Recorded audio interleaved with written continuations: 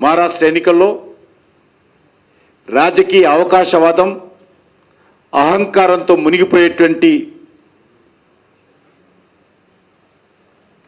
నావనెక్కినటువంటి Congress party కానీ ఉద్ధవ్ ఠాక్రేని కానీ రాజకీయ కురువృద్ధుడుగా నా కనుసైగల్లో మహారాష్ట్ర నడుస్తుందని, నా కనుసైగల్లో మరాఠవాడ ఉంటుందని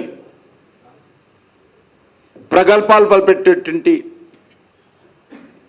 శరద్ పవార్ గారి పట్ల కూడా ప్రజలు ఏ రకంగా తీర్పునిచ్చారో మనము అర్థం చేసుకోవచ్చు.